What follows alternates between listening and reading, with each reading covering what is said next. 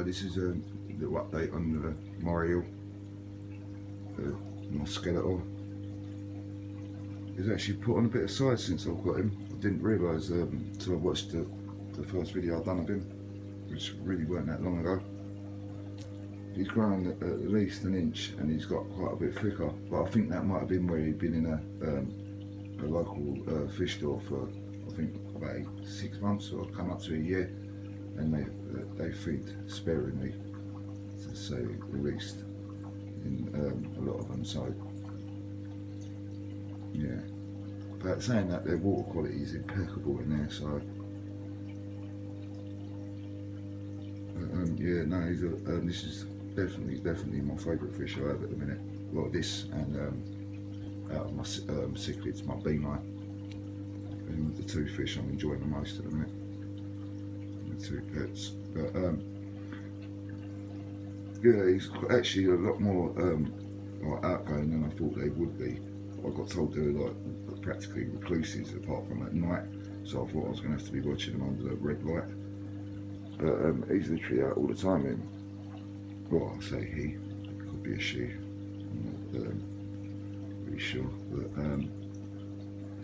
yeah, it's just a little bit of an update on the tanks. I've had to move some of the SPS about because I had this, no sorry, not this one, detach itself the other day and go around the tank and sting two of my corals. And one of them is really pissed off, to say the least. But I don't know what else he actually touched in here, but yeah, the SPS I think are a bit more delicate than everything else in here. So, but other than that, the marine tank is actually going probably the best out of all my tanks as it goes. But I'm having to weight the top down. I've got a couple of refractometers up there, but because this Moray can push that lid up, it's only one of them like the thin metal frames with like, I think it's like a nylon mesh. But sorry, yeah, anyway, back to this. But yeah, I had to weigh it down because yeah, the Moray can lift it up, and they're none of the escape artists. So, but I'm in the middle. Well, not in the middle. I've already got a load of bits to go on this tank, but I've been waiting for a central part of it, which is all the Ecotech stuff, the reef link, because anyone who knows about the marine equipment, when you start buying the lights and all that, a lot of the time, if they're not Wi-Fi controlled through an app, then normally it's done through a controller. But to get the controllers for these, you're normally looking at like £100 for like the AIs and that. And so with the Ecotech, I wanted the reef link so I can control the wave maker, all like the pumps, the lighting and that. Well, obviously not these lights, but my radions. So yeah, just a little update really. The sump, I've got to change. Well, I haven't got to change the sump around. I'm putting the newest generation radion in there, or radion in the sump, because I've got I think this is the Gen 3. Yeah, this is what I mean, they start adding up when you're buying stuff. This is what I still ain't got all the bits to go with everything yet. And I've got the lights. I'm still short of one bracket. I could just use this bracket on top, but no. I'll have to mount this on the roof of the sump or something, the roof of the cabinet, otherwise the inside. But I don't really like doing that because the controls are on top, and although this is already pre-programmed for a PC, right, as you see times like now, when I want to just quickly put it on, when it's not through the timeout, I won't be able to access the buttons on the top.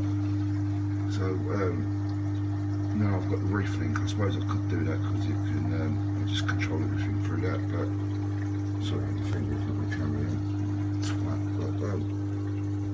So yeah, I've still got to get a bracket for one of the radions. I've got, what else have I got to do on here? I'm changing the pump on the EI and UV to DC pump, so I know exactly what, well not exactly, but a lot better of what's actually truly going through that UV, because I'm not quite sure how to really do these, because they recommend, I think it was something like 700 litres an hour through there if you want true sterilisation, or even 600, but any slower then you risk the chance of the bulb blowing up because it gets too hot. So yeah, so 700, but the way I'm looking at it is because of head height with the pump and everything, how much would the pump actually have to say on it per hour in order to achieve that?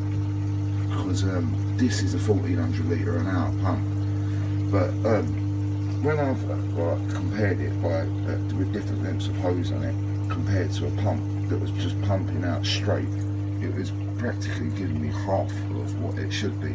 So this was giving out about 700 litres an hour through that amount of hose at that height. That's the reason why I've actually run it up higher than I needed to, but just to slow it down even more. But yeah, I thought this is the one tank I expected. I expected to encounter problems, should I say? Not that. I mean, I automatically thought it would be, but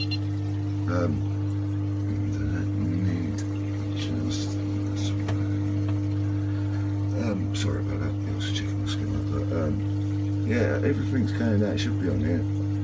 Because as I said, I literally got into the marine hobby 3 months ago. So I'm actually really quite chuffed with this tank. I mean, I know to some people in the marine hobby, it's clean the front of this tank actually, sorry about that. Yeah, compared to some people's tanks, I know they look at this and think this is trash. Yeah, but I mean, this is really my first sort of attempt. But I had 2 other tanks before this, marine, but it's all like literally within the last 3 months. I've spent probably about 4.5 grand on marine equipment, fish, live rock and all the other bits, and plus the new bits I've just bought, well not just bought, but I've been collecting together a load of Ecotech stuff.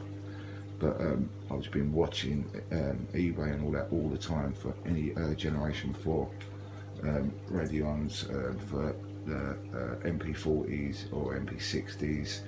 I was thinking either 2 MP40s or 1 MP60, but I've actually got both now. So yeah, I had the little 2-foot Aqua 1, their latest reef tank, the little 2-foot 2x18x18. It looked like a cube almost. But yeah, I had that, and oh, I'll tell you, that's my 4th marine tank in 3 months. I kept seeing ones that looked better than the one I had, and then buying that one, and that's basically how I started off with the cichlids. But yeah, the obsession and madness is still there.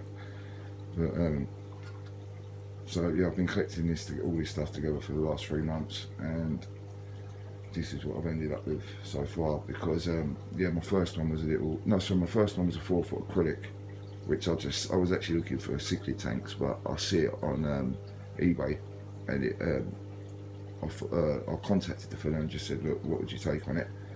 And I bought it for, I think it was £175, but it literally comes with the lighting, not this sort of lighting, it just comes with T5s and all that. So anyone who knows about T5s knows that if you intend on keeping corals, when you buy lights off of people, T5s, you need to change the bulbs unless you know for certain they've recently just been changed.